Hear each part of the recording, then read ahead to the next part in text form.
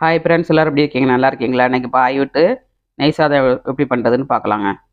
அரிசியை வந்து அரை மணி நேரம் ஊற போட்டு எடுத்துக்கோங்க. 3 டம்ளர் எடுத்துருக்கேன். 2 நட்சத்திரப்பூ, 4 ஏலக்காய், 1 ஜாதிப்பூ, அப்புறமா 4 லவங்கம், பட்டை கொஞ்சங்க, கல்பாசி கொஞ்சம் போட்டிருக்கேன். குக்கரை நான் ஆன் பண்ணலைன்னா எல்லாத்தையும் மிக்ஸ் பண்ணிட்டு தான் ஆன் பண்ண போகிறேன்.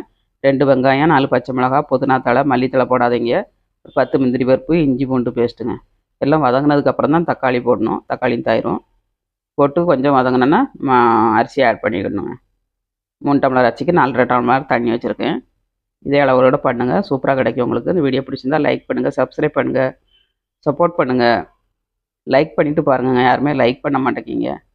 உப்பு ஆட் பண்ணி நம்ம ஓரளவுக்கு வெந்ததுக்கப்புறம் மூடி வச்சு ஒரு விசில் விட்டு எடுத்தோம்னா சூப்பராகிட்டு நெய் சாதம் ரெடி ஆயிடுச்சுங்க. இதுக்கு வந்து கடலை வச்சு சென்னா மசாலா பண்ணியிருக்கேன். ரொம்ப டேஸ்டியாக இருக்கும். மட்டன், சிக்கன் எதுனாலும் வச்சு சாப்பிடலாம். சூப்பரான நெய் சாதம் ரெடிங்க. மீண்டும் நெக்ஸ்ட் வீடியோவில் சந்திப்போம். பாய்.